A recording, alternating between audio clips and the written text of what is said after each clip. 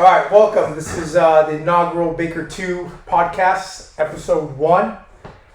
We're putting this together to give a little insight on our view on training, leadership, how we prepare. We're going to share some of our experiences, some of our training, and incorporate just the belief of being a part of something much larger than us and what drives us. So before I introduce the Baker 2 team, I'm going to take an opportunity to tell you guys something. All three of you, if I had the choice, I would invade any country and I would fight to the gates of hell with you guys, because I'm pretty damn sure we'd be pretty unstoppable. You'd probably be a very well-run country too. Yes, very well-run country.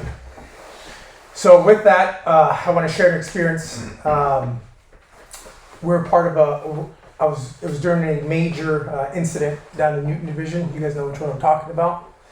And this young probationary officer, or at the time he was a police officer, P2, he came up to me and he says, "Hey, sir."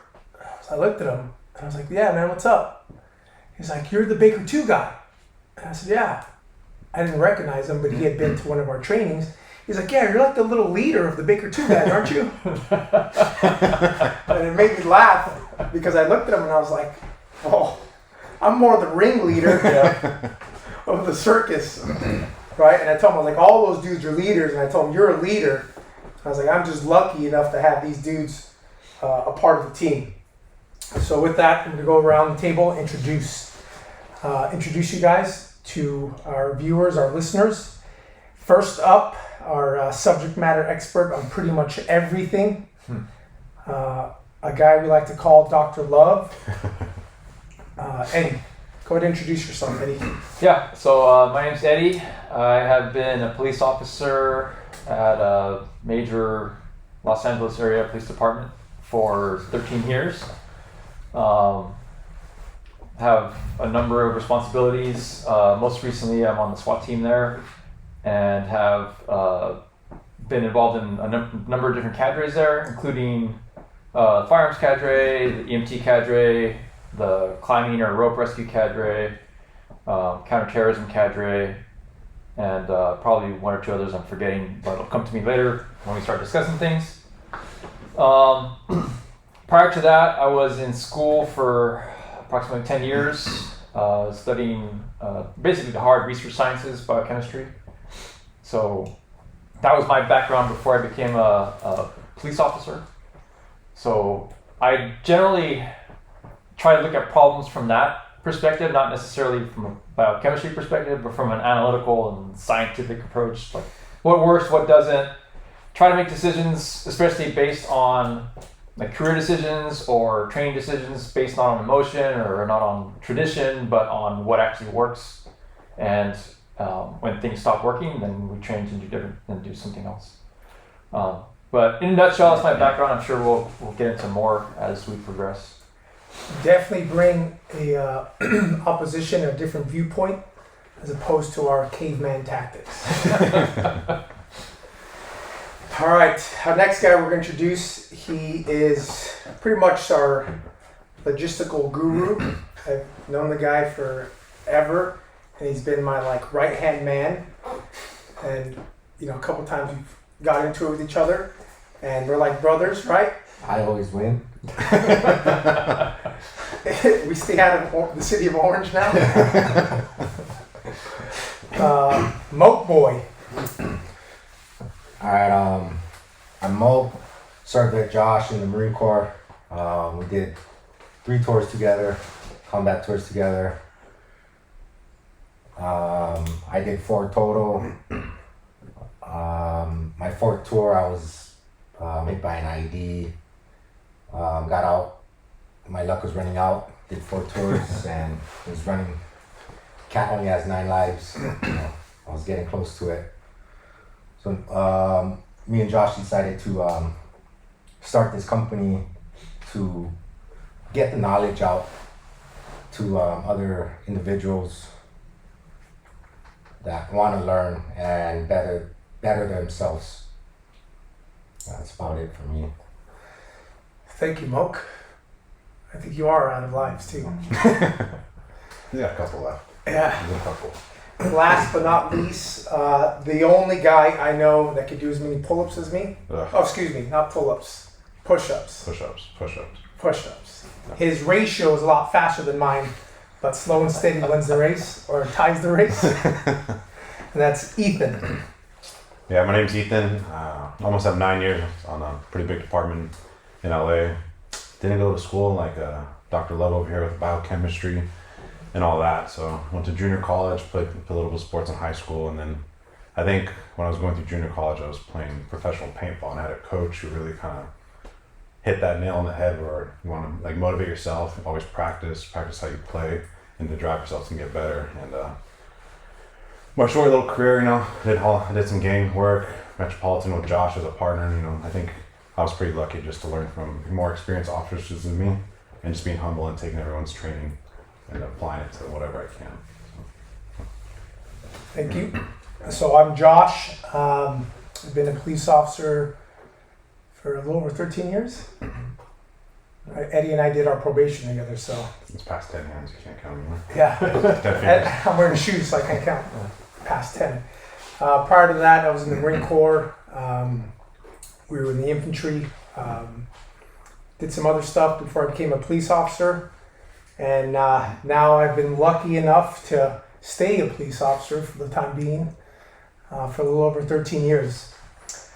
So what's bringing us together today, today's topic is one that I think strikes at a lot of us, one that often gets misconstrued, misguided. But if we study history and former great leaders, and even great leaders today, some of the core principles of leadership and the basics of leadership stay true throughout. So in today's world, we often hear a term called identity politics. In a nutshell, identity politics is where you attach your culture, your beliefs, your religion to your politics, and it really identifies who you are. So in talking to some of the guys, we're going to coin a term, and that term is identity leadership. And what identity leadership is where now we are identifying how we lead. We are reorganizing the principles of leadership to identify with either the organization's belief of what leadership is or how they want to direct their leaders. And also a lot of times we identify leadership with a certain role or title, whether it's police officer, police chief, Navy SEAL, Marine, all those terms we identify automatically with leadership. And that's not always the case when it comes to the individual. So we're going to dive into the 3 ways we train ourselves to be just better leaders. And that's physically, mentally, and spiritually. So this podcast, this discussion, isn't necessarily directed at just police officers or first responders or military. This is anyone in general. For us, we're a group of guys that love God, we love our country, and we love our families. So I think the ultimate test for some of us of leadership is being a father, being a good role model. And when you talk about accountability, and some of you guys will this will relate, the people that keep us most accountable are our daughters. Right? You can't do anything that they're not going to call you on. So with that said, what are your guys' thoughts on the identity leadership term? Well, I think it's a good term. I think speaking towards, especially like being a father, having daughters, being a leader is in some aspects modeling behavior or modeling ideas, and I think that speaks directly towards being a father. So in that sense, yeah, I mean, I think it's a good choice. Bo, do you have any thoughts on it? I think you can come back to me. I don't have any kids or anything, so I can't really do the father figure thing, but I think just identify it, not just because of your rank, or it's just, I think it's who you are as a person. If you're able to apply whatever your beliefs are, whether it's kind of like it's a belief that most people don't agree with, but you know it's the right decision in your heart, and you still do it, not what other people's want. And you know, maybe that's like taking care of your family first, or certain things, or just doing certain things on a job or whatever daily basis thing, you know, stuff that's going to benefit you and your core people or your family. Yeah, so in all the reading of pop-up books that I do, you know, some of the core principles or the core values that a lot of leaders have are just first and foremost the care that they have for their chosen profession and the people that they lead. So with that said, I'm gonna read something out of the Marine Corps Infantry Bible. It's the Marine Corps Doctrine and Publication number 1, titled War Fighting.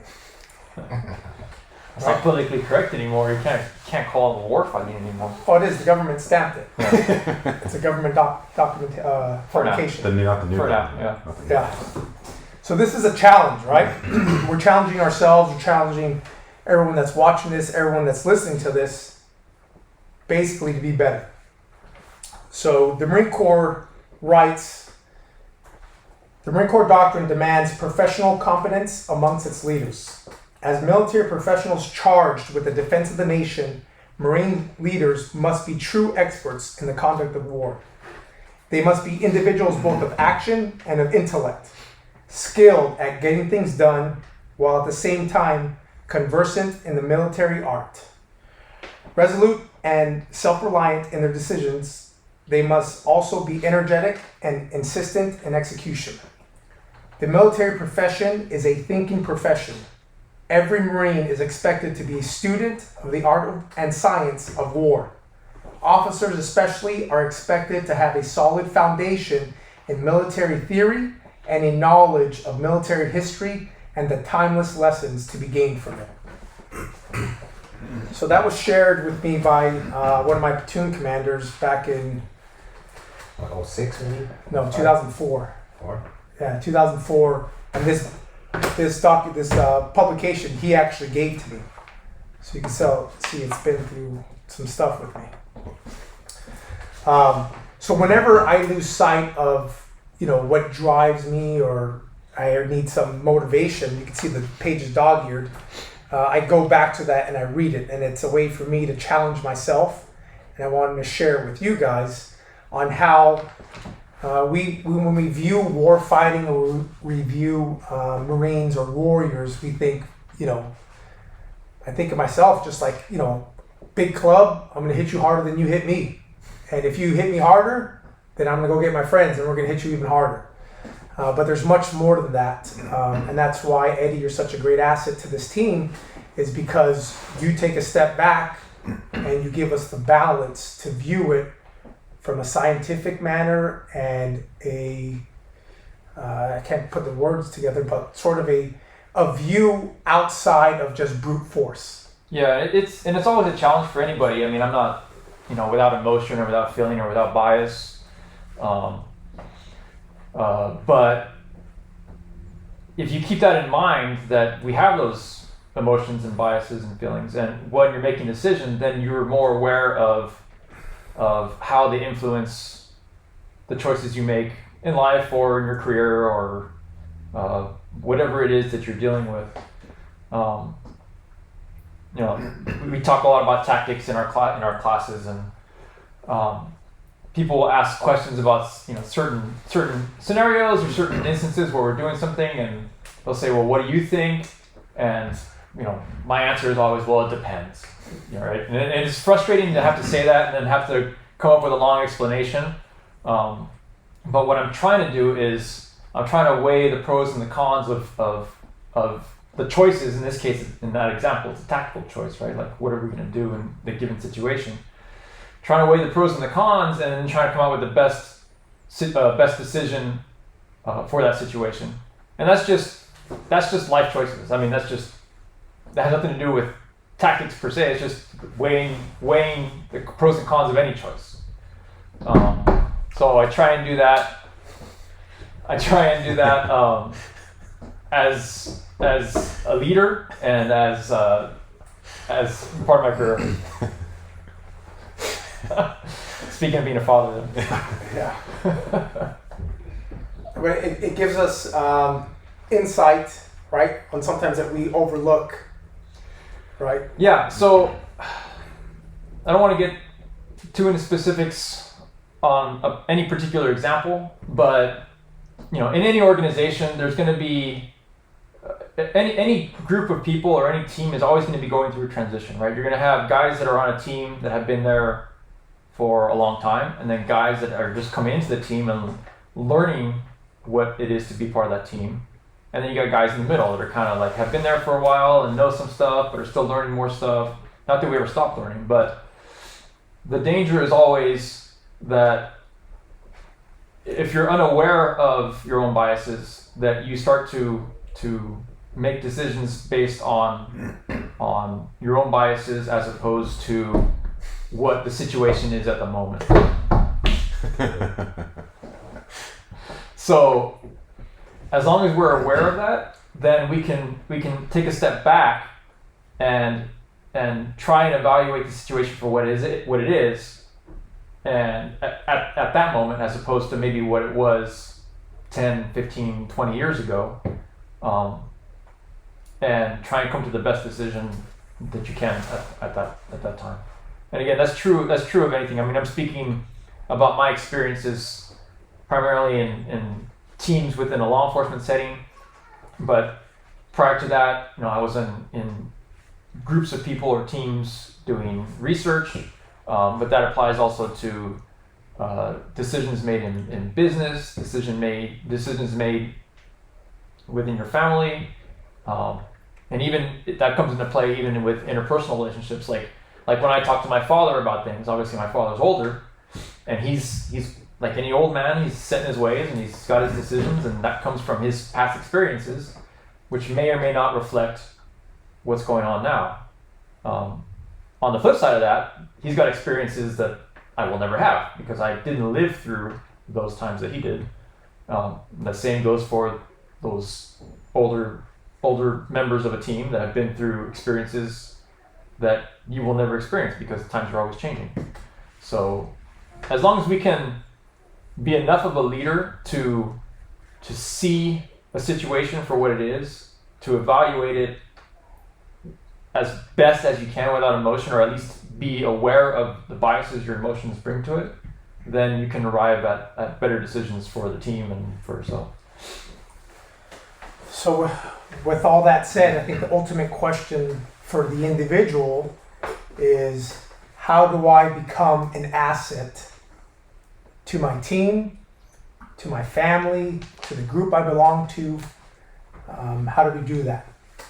So the theory that we follow is we have to build ourselves in 3 coexisting, what would you call it, environments, phases. That would be physically, mentally, and spiritually. So we'll start with physically. In whatever trade, or in our case, profession, you're going to have physical challenges, right? So how do you guys go by preparing physically to accomplish whatever task or mission it is that you're tasked with? I think the first part is, like you're talking about working out, right? Because our job's physical.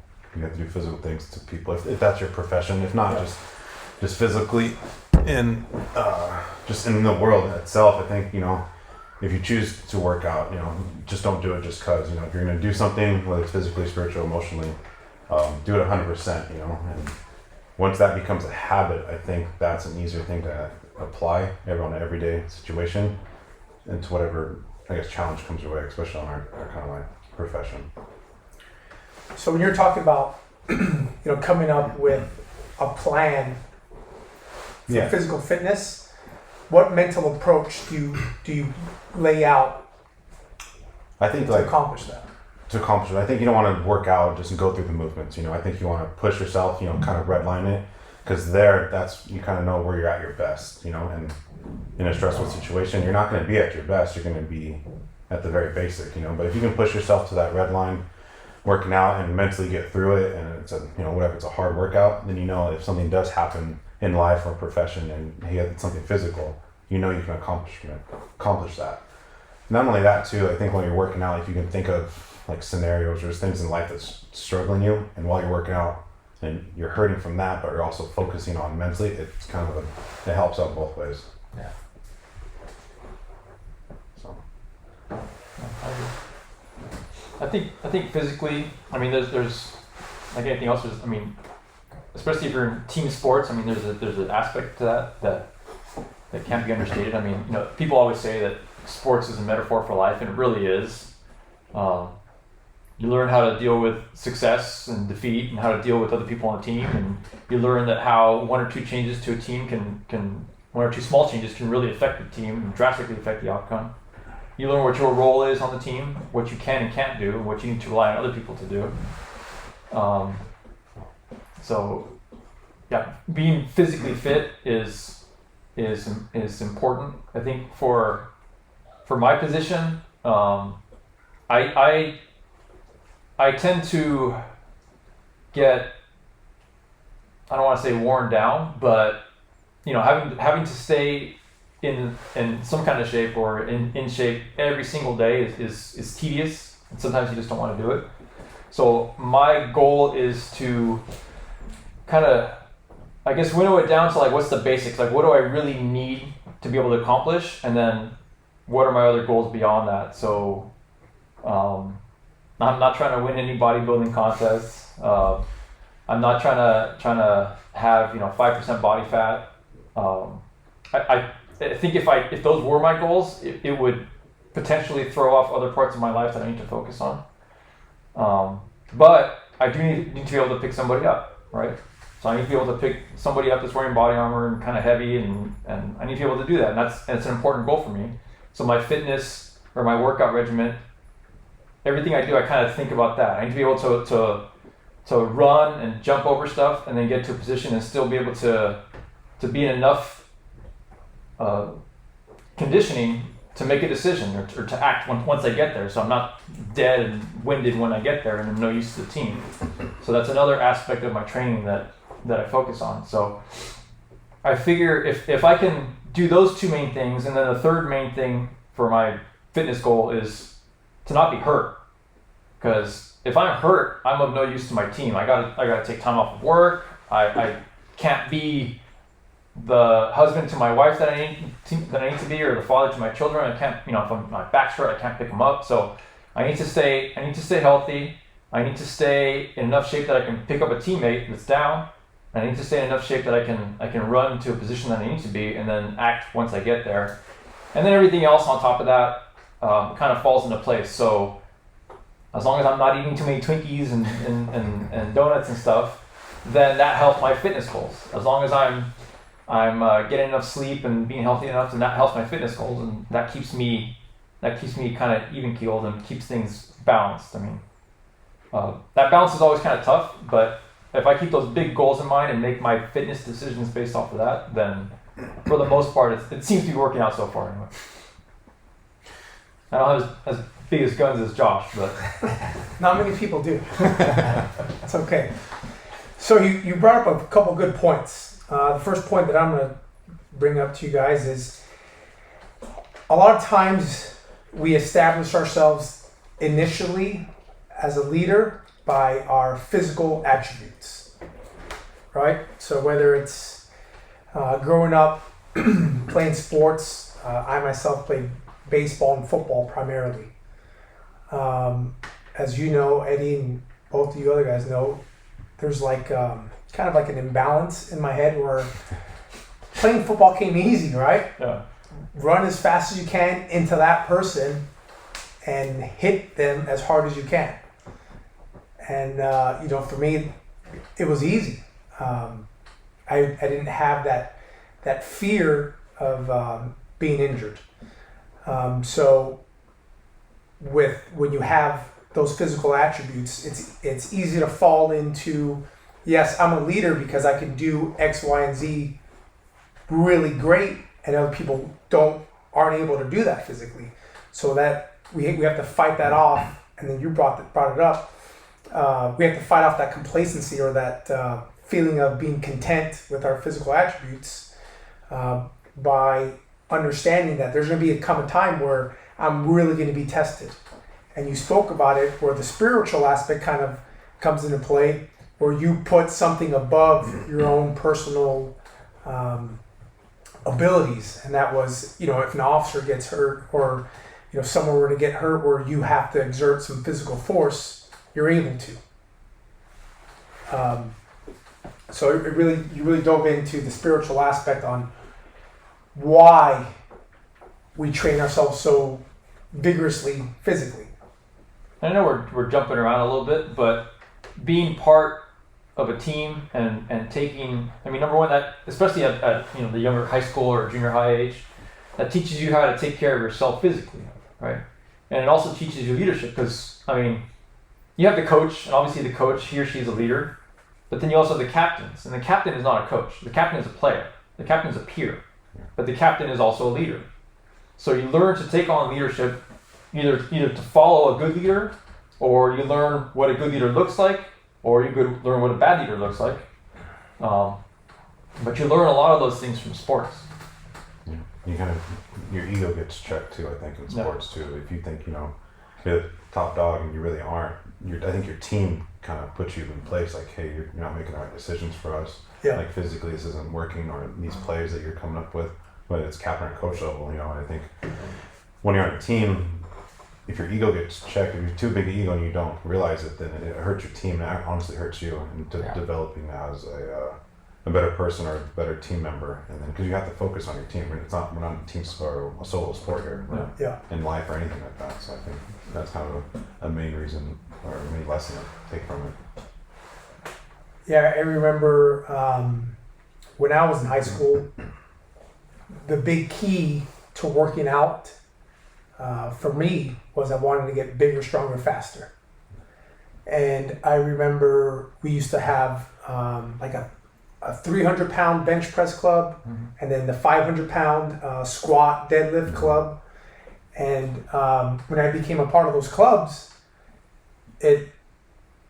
thankfully I would listen to my coaches and I followed good leaders, but their big thing was, okay, good, we're in this club, your picture's on the wall, how are you going to use it as a football player? Mm-hmm. And it gave me the balance of, did I want to be big and blocky, or did I want to be strong, athletic, and fast? So I got into that club, but they were on me, to work sprints, to work agility, to work all those other things. And sometimes when you're a kid, you lose sight of, why am I doing all this stuff? Yeah. And it's good to have that leadership, whether it's a coach, whether it's a sergeant, whether it's your wife, that tells you, hey, you need to do this because you're lacking in this area. Yeah, you're really good at this stuff, but check yourself. Well, the other part too is you get your name on that board, and other people see your name on that board, and then they come to you and expect some leadership from you about how to get their name on that board. Yeah. Right. So once you're a senior or a junior or at least playing varsity, you're going to have the freshmen say, hey, in a few years I want to be on that board. And are you going to be enough of a leader to impart the knowledge on someone else that someone else imparted on you? Or are you going to say, no, that's my knowledge, that's for me? Yeah. So, it all comes around, it all comes full circle. That's a good test of being a leader. And that's kind of how, it was the summer of between my junior and senior year. I was 16, and the only way that I was able to get there was I broke off from my peers, and I would always work out with the older guys. And it was kind of like a rough kind of like relationship. I was like a little tag along. So I had to prove myself, and a lot of times we run into these incidents where we want to prove ourselves to our peers or our teammates, and we do negative things, or we do things that, you know, affect us adversely or the team adversely. Luckily, I had some solid dudes that guided me. And then, like you said, full circle, one of my best friends, and when I was a senior, he was a sophomore on our varsity football team. And it was sort of, I put myself in his shoes. Like you're talking, I took a step back. I should be the senior that's like kind of just pushing you around, or the senior guy on the team just pushing you around. Yeah. But hey, come over here. I'm going to show you the way. So we went back full circle. Yeah, and that also plays out to when you help teach the younger guys or newer guys in a profession or trade, that puts less work on you that you have to do. Yeah. Now, because you're teaching them how to come up and what needs to be done, and takes a little bit of stress off of you and gives that person a little bit of leadership that he or she has to Like apply, right? yeah. And that also it benefits the company, obviously, because now you have more than one person that can do any particular task. And then it benefits you because now you're making yourself a little bit more invaluable to the company, because now they know, hey, this person can train somebody else, and that helps the company succeed. I think too, you don't want to hoard all your knowledge if you're a true leader. You want to kind of branch out because you're trying to benefit like the company or your team. You know, you're not going to hoard all the information and your team's lost, or like, hey, we don't know how to do this, and you're just hoarding all of it. You want to kind of give it out to everybody. Well, not everybody, but everyone that wants to learn it's going to be able to apply it. Yeah. To like your level. Yeah. Or better. And I'm going to take Moke back. This was, I want to say 2005. We had just gotten back from our second deployment, and we started doing a workup to go on our third deployment. And our company commander, I don't know if it was our company commander or it was more so our lieutenant, would always push us on our humps or hikes or ruck, or what does the Army call it? Ruck runs? Ruck packs? Whatever they call it, I don't know. So we would go on these really fast-paced hikes out to our training. And I feel kind of like blessed that we were able to go through all that, because it made us mentally tougher, right? Because we were out in the desert, you know, it's 100 degrees plus, and you have all this gear. So we tie it back to physically. When we would have junior Marines start to fall out of the hikes, we would take, number one, we would take their weapon system, right? And that's like super demoralizing if you have to give up your weapon system, right? That's like your lifeline when you're in combat. And then we would take their flak jackets, and this is before plate carriers and all the fancy stuff, right? We would take flak jackets. Still wear woodley camis or what? Yeah. we would take their packs, and we would finish the hike. I remember just being so driven with adrenaline to show these guys, like, hey, this stuff is not that heavy. Yeah. Right? And I remember at the end of the hikes, I would be pumped with adrenaline, but shortly thereafter, I would be completely exhausted. But during the hike, I would see the pain in these guys' faces, and I would see like their, the jaws of defeat is crashing in on them, and I'd be like, no, stay up with me, just come with me, follow me, and that where we tie in sort of all the physical, the mental, and the spiritual aspect, and we're just tying it all together, and like you're saying, setting that example for them to follow. So with that said, on our physical stamina, how do you guys prepare your gear, your equipment? How important is the physical preparation of that stuff? Well, for me personally, it's always kind of a moving target, right? Like, so if I respond to an incident and find that something didn't work for me or didn't work the way I wanted it to in that particular incident, then I'll make a tweak or a change. But again, kind of just big picture. It's like, okay, what are my big tasks that I need to accomplish? What do I need with me to accomplish those tasks? Unfortunately for me, I got to carry a lot of that stuff on my person, so it gets pretty heavy. But setting it up for on my person is kind of like an exercise in priorities, right? So what's the big priority? What am I going to need urgently? What am I going to need maybe further down the line? What do I need for comfort, or what do I want for comfort? Then that kind of goes into needs versus wants. What do I need on this particular incident that I know I probably won't need on another incident? Some of that plays into how long you think you're going to be there, whether you're the first one there or close to the last one there.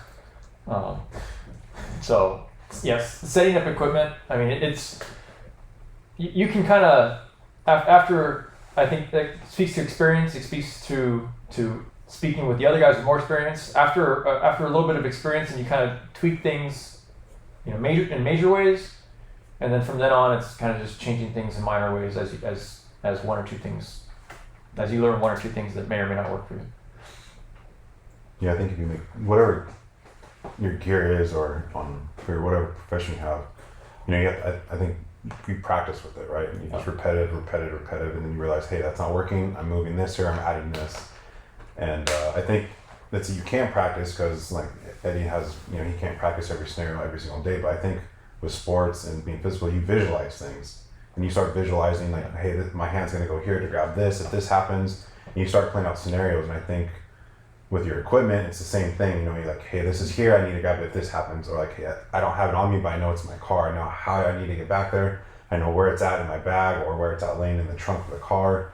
So I think just the preparation of where you're placing your gear, if it's in the trunk, easily accessible, like where that's at, where the tourniquet's at, or whatever it is. Yeah. And then on your person, like what the basic needs are for whatever task or incident you're going to, and what I need to grab, and like where also where your partner or your other team members are, just in case something else happens to them.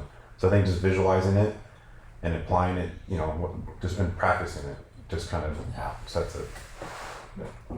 So this sort of ties into the mental aspect also, but since we're talking about equipment, how important is to understand how your equipment operates? Oh, that's a big one. Right? So we talk about, we'll use weapons handling, right?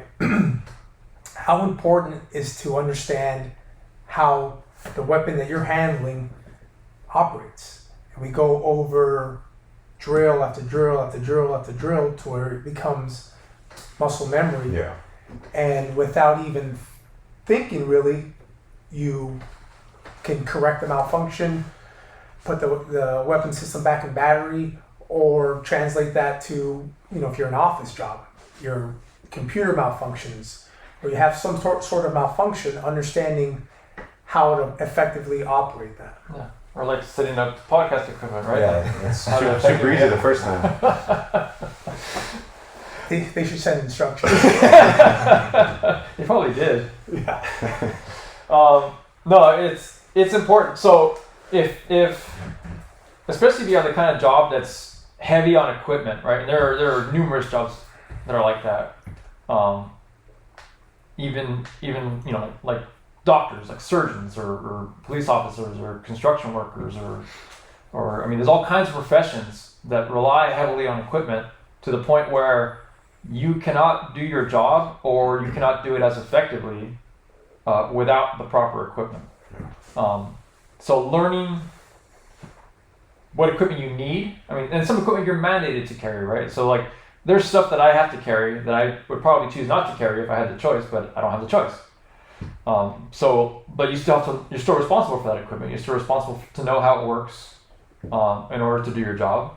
And then there's equipment that you know that you need in order to do your job, and you're responsible for understanding that and how each one of those pieces of equipment operates in conjunction with the other, or the limitations that one might place on the other. So, for example, on my vest, like I have to carry an IFAK and I have to carry a pistol, and I need to be able to access both quickly. So that limits where I can put both of those items.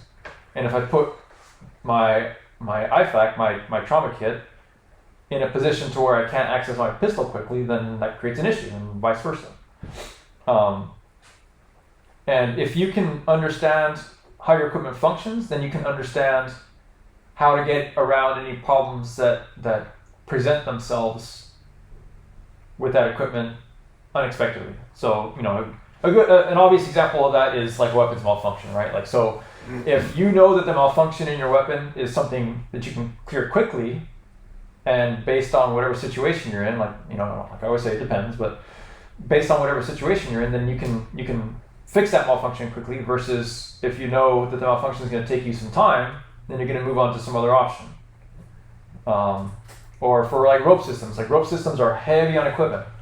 But what can you do with one or two pieces of equipment, and how many options can you have with that piece of equipment? So if I can do 2 or 3 things with one piece of equipment, then that means I don't have to carry 3 or 4 pieces of equipment. I can just get away with one. Okay, so our preparation physically of ourselves, our equipment, how does that make you an asset to your team? Well, if your profession or your whatever it is you're doing, your team requires you to have equipment, and you don't have it, then you can't perform or do the job that you need to do. So if you don't take care of the equipment that you need, and you don't have the equipment that you need, then you're not an asset to the team. I mean, you may as well not be there. I think physically too, if you're physically fit and your team members can understand that, and they've seen you use what you preach, and do as you say, it builds confidence in the team. It also builds confidence in you. If you're the team leader, or if you're just part of the team just doing a job, listening to your leader, that everything's going to kind of work cohesively and fluidly. And I think with knowing your equipment, knowing your team's equipment, and able to operate yours and theirs, because usually they're always the same thing, it not only just builds confidence in yourself and whatever task or mission you're doing, just as a team, you're able to knock that out easier. Yeah, I think the physical preparation aspect can often create like a healthy competition amongst the team. Yeah. To where now you guys, it's a healthy competition where you're not trying to outdo each other, but more so pushing each other to do better. Would you guys agree? No, yeah, I agree. Coming from a construction background, I'm not a police officer. That's one thing that we do in the rebar industry is who can punk the most bars. What does punk mean? Who can carry the most bars. So we can place the rebar a lot faster and get the job done quicker. Yeah. So we kind of make it into a race to where I'll throw 10 number 5 bars on my shoulder, the other guy will throw 12, and then we just go back and forth, and next thing you know, all the bars are all laid out, and all you gotta do now is just tie. And then the client's happy because the team gets the job accomplished faster. But I think it also builds, when you push each other as a team, it builds like a little cohesiveness with each other. You don't have to love the person you're working with, but you have that bond that you still work. Like when working with you, like I hate running, you don't really like running, but like you and I would go run with the other people, and that helped us, but not only help the team. Like, hey, we're all going to go do this together. It's going to suck, but we're all going to get through the suck with each other. And I guess knowing that, hey, I got through the suck, and your team's going to get through that, like he's with me no matter what we're going to do. Yeah, and I'll wrap it up with this. I remember boot camp, Marine Corps boot camp, being the easiest time that I had in the Marine Corps. Why is that? The reason was, you're being told, what time to eat, what physical tests you're doing or physical exercise, and it's to prepare you to go off to war. That's the function of the Marine Corps, is to fight its wars. Or actually, not the entire Marine Corps, most of it's logistical and support. but we were in the infantry, so our mission was to fight wars. But every night in boot camp, or every day in boot camp, you ate 3 times a day. You slept at a minimum 7 hours a night, right? So when we were overseas, depending on your op tempo, depending on how much post you had to stand, determined how many hours you got to sleep, when you got to eat. A lot of times we talk about SEAL, the teams. We talk about Green Berets. We talk about all these special forces units. But the backbone of the warfighting organization of the Marine Corps is the infantry. And based off some of our experiences, we were the lone company. We're a company plus size element on the Syrian border. So we had to provide our own camp security. We had to provide our own, presence patrols, combat patrols. And apart from that, we had to supply our own quick reaction force. And in all that stuff going on, you throw in raids, cordon knocks, training, sweeping. We're sweeping through different zones. So with that op tempo, a TTP or training tactic and procedure that we would use is we would patrol out to a certain area of the city that we were seeing a lot of contact from, and we would stay in a Iraqi house, for 2 to 3, 4, 5 days. So with that, we're carrying out our own water, carrying our own food, and that then you start to go to the priorities. What's more important, water or ammo? Yeah. My peanut butter spread and wheat bread, or grenades, Yeah. or smoke grenades. So then we start to balance all that stuff. And I'll give you guys a quick story on preparation of equipment. We'll wrap it up. I was a boot Marine, young Marine, and we got attached, or I got sent to my unit, and I was one of the few Marines that could physically carry our man radios, which at that time were large and heavy with huge lithium batteries. Apart from that, you have to carry your own ammo, your own water, all that stuff. So I was physically fit to carry that. And I was, I guess you would say, smart enough. Or I was able to retain the knowledge. You're asking if I would say that? Yeah. So in the company that I was with, You were the smartest one. Yeah. Oh. so I was able to load frequencies into the radio and know how to switch frequencies and do all that stuff. So I got made the platoon radio operator. She couldn't figure the podcast. I couldn't figure the out these podcast out. podcasts. They're simple buttons on the radio, little knobs. Just On off? Yeah. color coordinated too. Yeah. So we were operating, this was in 2003, we were operating in southern Iraq, and we're out on a patrol. We get inserted on 7 tons, and on this patrol, we end up taking contact. Yeah. So we had an extraction time that we had to meet. So we end up taking contact. We deal with the contact, and now we got double time out of whatever village we're in to our extraction point.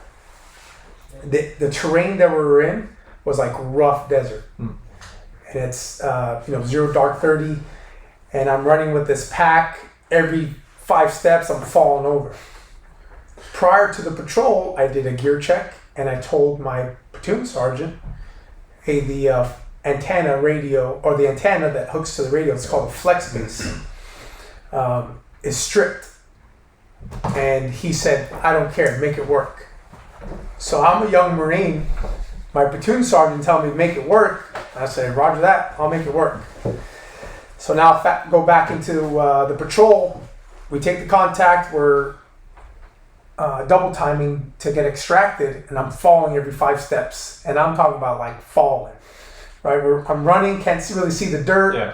and I'm like tumbling 5-10 feet down the sand embankment.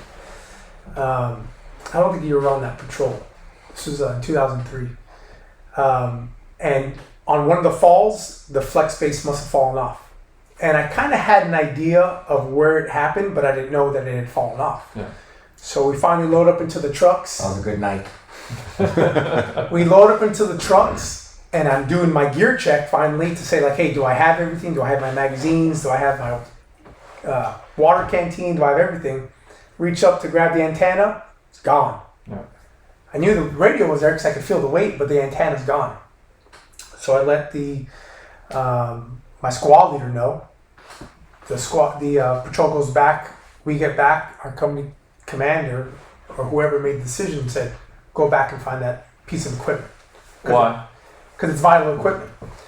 A lot of times, and you know this too, a lot of problems we see at the lower levels, right, or just basic infantry is funding. Funding and equipment. And this was, 2003, the initial war that happened. So we didn't have, a bunch of leftover flex bases to replace that one with. So we go back out and we retrace our footsteps. I tell my squad leader, I think it was in this area because this is where I fell the hardest. Yeah. Lo and behold, boom, there it is. And the way I found out that we found it was I hear a all right? So this antenna, extended will go like 10 feet. So it's broken down, and it's maybe like a foot section. Yeah. And it comes flying and just nails me. All right, I guess we found it. So we go back to our patrol base, and the platoon sergeant calls me to his office. And this guy was probably like 5'5". How tall was Grimsley? Grimsley? Yeah, 5'5"? 5'5", probably. 5'5", and Texas attitude to its core. And this dude like whipped me with this antenna, and I was like, man, I haven't got my butt beat like this since I was, in high school by my mom with the extension cord. So he whips me, and I remember thinking like, dude, I told you this thing was broken, and you told me to make it work. So that was probably not my first, but it was a great lesson on gear accountability, making sure that it was operable, and then, the base to all of it was the leadership aspect, right? I was a junior Marine, I was a boot. I had to sack up to talk to the guy because he was very intimidating, all 5'5" of them, and tell him like, hey, this doesn't work. It's not working, Staff Sergeant. Make it work. Okay, now you're expecting me to make a broken piece of equipment work when we need it the most. And it sort of comes down to like the expectations that we have on certain leaders, right? Yeah. Where you don't train or you don't prepare for excellence, but when you throw me into a high stress situation, you expect that excellence. Yeah. And you brought up the point earlier where in a stressful situation, in a life or death situation, you're going to revert back to your lowest level of training. Yeah. Right? It's just a cognitive way of thinking and decision making. So now that made me, that like imprinted in my brain, and it was like, I remember hearing him calling me hard dick. That's what he used to call us. But I saw like the flaw in the leadership, and I told myself, never will I allow that to happen if I'm ever in that position. Yeah. So, there's a strong leadership aspect when it comes to physical preparation of yourself and your equipment. Hey everyone, this is Josh. Wanted to thank you for listening. This was part 1 of a 3-part series. We have a lot more content coming your way, so stay tuned. We want to give a shout out to America Field Targets. Check them out on Instagram. Everyone keep fighting the good fight. Godspeed and stay frosty.